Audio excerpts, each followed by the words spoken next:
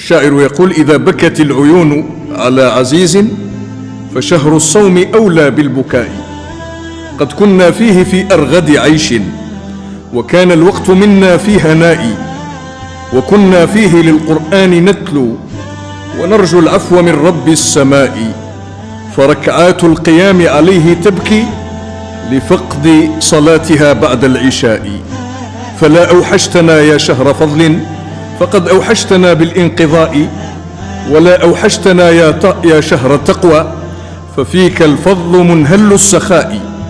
فلا تشكو لربك ما فعلنا من الأوزار مع قبح اجتراء، فإنا قد فعلنا كل ذنب تعالى في التصعد كالسماء. هؤلاء الذين يشتاقون إلى رمضان ويبكون من أجل رمضان، ويعلمون أن له سرا وفضلا. ورمضان فرصة كما تعلمون، فرصة كبيرة إذا ضيعها الإنسان فقد ضيع خيرا كثيرا. والذين يذوقون حلاوة رمضان ويعرفون قدره ومكانه وسره ونوره يعلمون بأنهم حينما ينتهي رمضان يحنون ويبكون ويشتاقون إلى رمضان. قد ورد في النص الصحيح: لو تعلم أمتي ما في رمضان من الفضل لتمنت أن تكون السنة كلها رمضان. لو تعلم أمتي ما في رمضان من الفضل لتمنت أن تكون السنة، وليس الشهر فقط، أن تكون السنة كلها رمضان.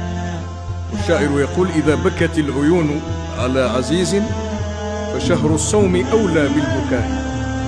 قد كنا فيه في أرغد عيش وكان الوقت منا في هناء، وكنا فيه للقرآن نتلو ونرجو العفو من رب السماء، فركعات القيام عليه تبكي لفقد صلاتها بعد العشاء.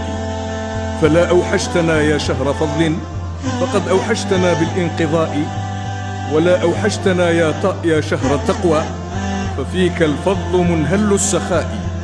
فلا تشكو لربك ما فعلنا من الأوزار مع قبح اجتراء، فإنا قد فعلنا كل ذنب تعالى في التصعد كالسماء. هؤلاء الذين يشتاقون إلى رمضان ويبكون من أجل رمضان، ويعلمون أن له سرا وفضلا. والاشتراك في القناة.